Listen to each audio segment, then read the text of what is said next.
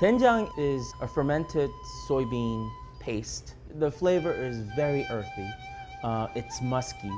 It gives this depth of flavor, whether it be the highlight or the main ingredient or sort of a foundation or supporting ingredient for something else. It's unmistakable. It gives Korean food that warmth, that body, that unique fermented character. You know, majority of the doenjang now is made by these big corporations that it takes a day for them to make. They make thousands and thousands of pounds a day. They ship it all over the world.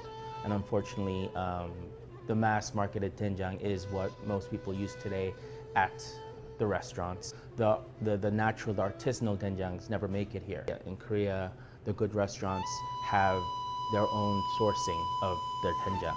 They get it from where they grew up, or they know a really good farmer, and no other restaurants will be using that unique doenjang. That is how I really wanted to sort of approach my restaurants, where I went to Korea. We found this doenjang that to me was the best.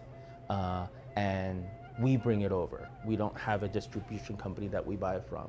We personally bring it over.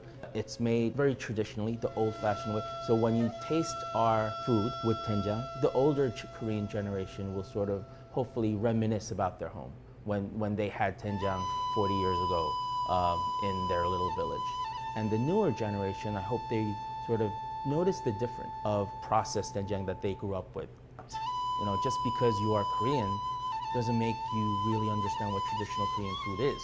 Traditional Korean food is not processed. Everything is natural. It doesn't take one day to make doenjang. It takes seasons to make proper doenjang.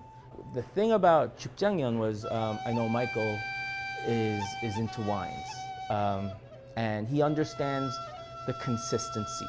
He understands the technique of blending to make it consistent. We need it to taste similar, good and similar, each and every year. I love the fact that this village is on top of a mountain where it's very inaccessible, especially when the weather's bad. This small village on top of this mountain has everything that you need. It has the gochugaru, the red pepper flakes.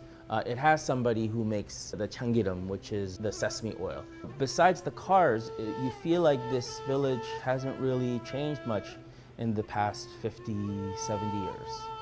Jukjang doenjang, really reminds me of the rural Korea. It's not about Gangnam. It's not about the busy cities. You taste it, you smell it, and it really reminds you of a small Korean village where it was made a couple of blocks away from a family that you've known for the entirety of your life. And that in itself is so unique and special that when any kind of food gives you an emotion, then that's special.